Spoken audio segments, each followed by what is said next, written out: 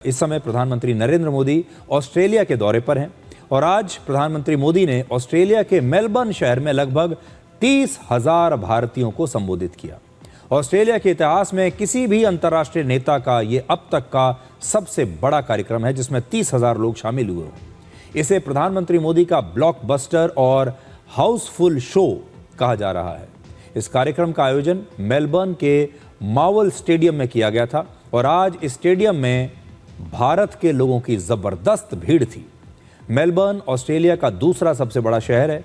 इसकी आबादी लगभग 54 लाख है, जिसमें लगभग 2.5 लाख भारतीय लोग यहां रहते हैं। 2.5 लाख आबादी है अकेले मेलबर्न में। मेलबर्न को ऑस्ट्रेलिया की खेल और सांस्कृतिक राजधानी कहा जाता है और यहां का मेलबर्न क्रिकेट स्टेडियम दुनिया के सबसे बड़े क्रिकेट स्टेडियम्स में से एक है।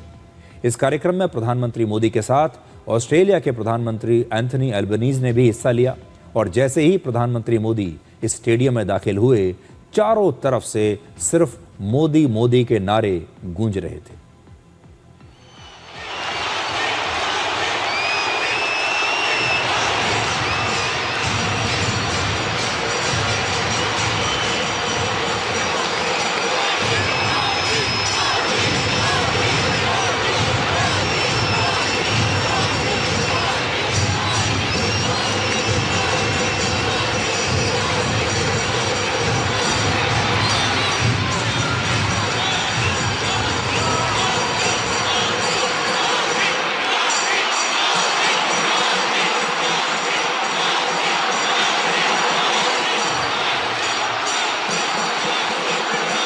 वणक्कम मेलबर्न,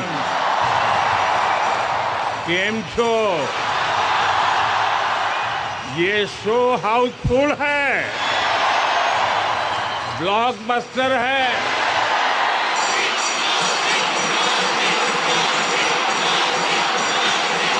मेलबर्न ने एक तरह से मैदान मार लिया है। विक्टोरिया के प्रीमियम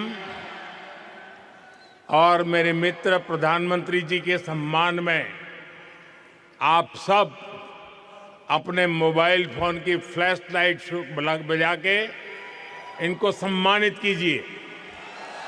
इनके सम्मान में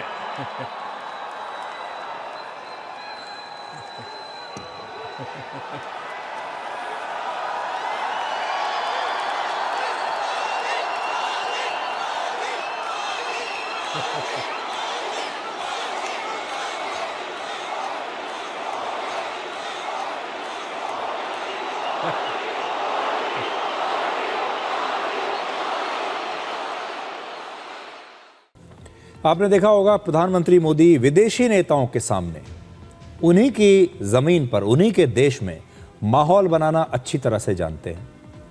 और जब विदेशी नेता प्रधानमंत्री मोदी की ये लोकप्रियता देखते हैं, इतनी भीड़ देखते हैं, तो वो इस चकाचौंध से चकित हो जाते हैं कि कोई प्रधानमंत्री, कोई नेता किसी देश का इतना लोकप्रिय कैसे हो सकता है।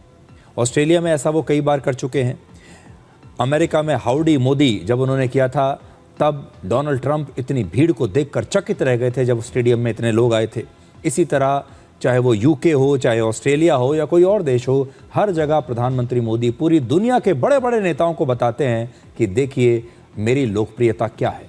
ऑस्ट्रेलिया में लगभग 10 लाख भारतीय मूल के लोग रहते हैं और आज भारतीय मूल के लोग ऑस्ट्रेलिया में सबसे ज़्यादा हैं। नवंबर 2024 तक 1,39,000 भारतीय छात्र वहाँ पढ़ाई कर रहे थे। विदेशी छात्रों में भारत के छात्रों की संख्या दूसरे नंबर पर है। लगभग 45 मिनट के भाषण में प्रधानमंत्री मोदी ने आज बताया कि कैसे भारतीय संस्कृति और भारतीय लोग ऑस्ट्रेलिया के समाज में पूरी तरह से अब घुल मिल चुके हैं। हम भारतीय ऐसे ही हैं जैसे दूध में चीनी मिल जाती है, उसे और मीठा कर देती है। वैसे ही हम भारतीय दुनिया में अपने प्रेम का रंग घोलते रहते हैं।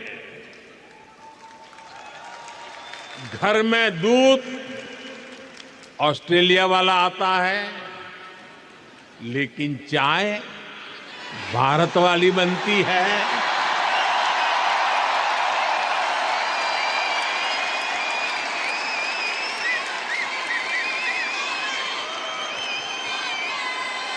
अरे चाय वाला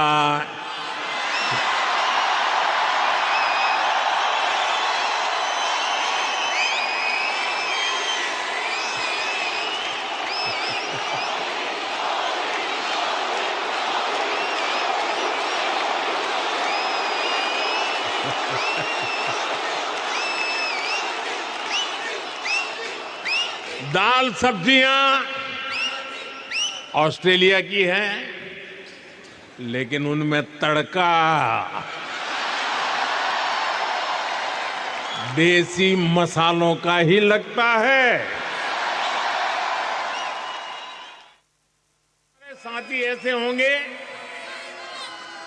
जिनके घर में कम से कम 2 टाइम जोन चलते हैं। यहां बच्चे स्कूल से घर ऑस्ट्रेलियन टाइम के हिसाब से आते हैं, लेकिन भारत में दादा दादी नाना नानी वीडियो कॉल पर इंतजार कर रहे होते हैं।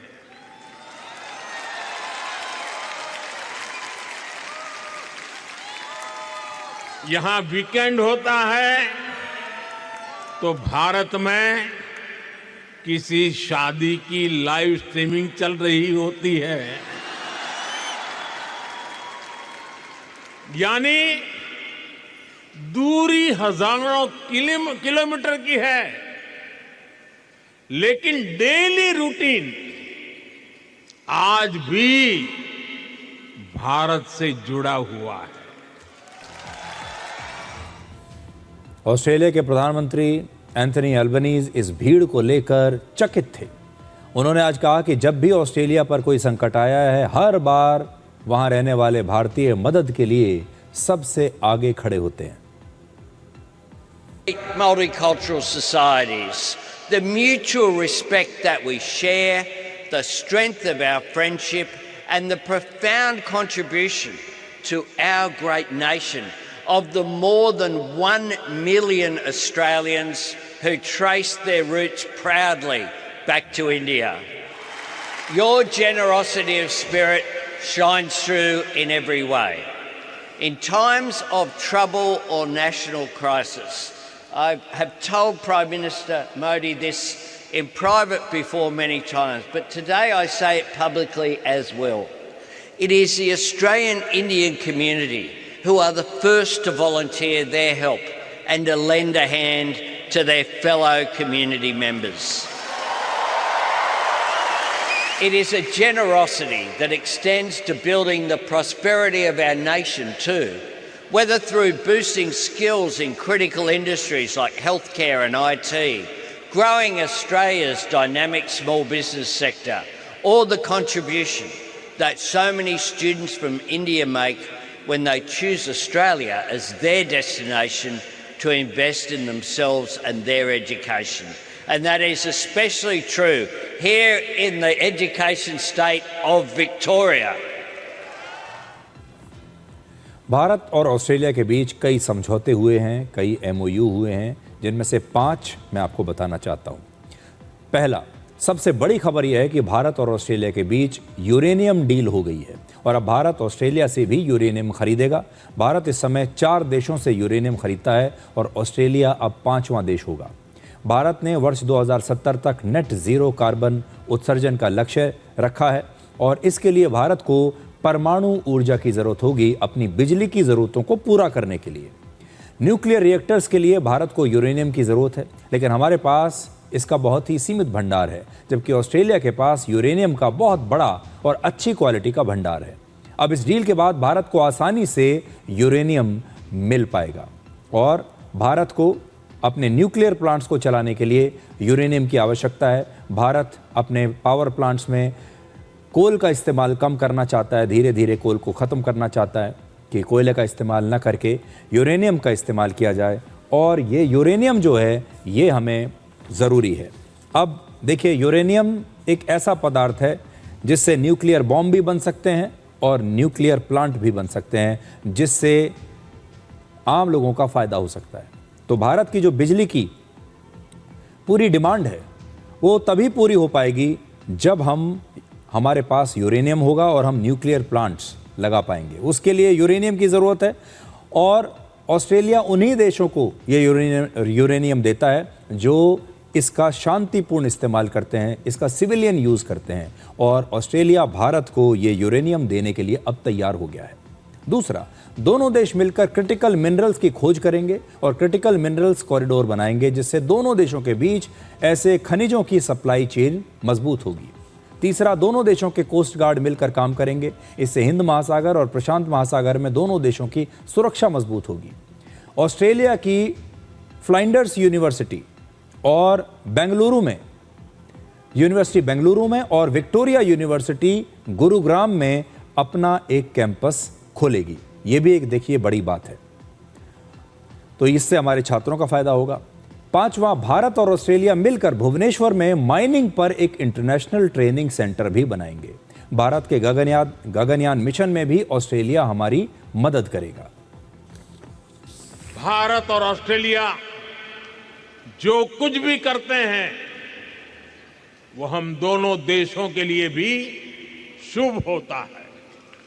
इसका एक बड़ा उदाहरण भारत ऑस्ट्रेलिया ट्रेड एग्रीमेंट है।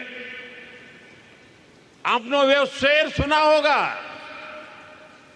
आपको तो याद भी होगा, मैं अकेला ही चला था, जानिब ए मंजिल, लोग साथ आते गए और कारवां बनता गया।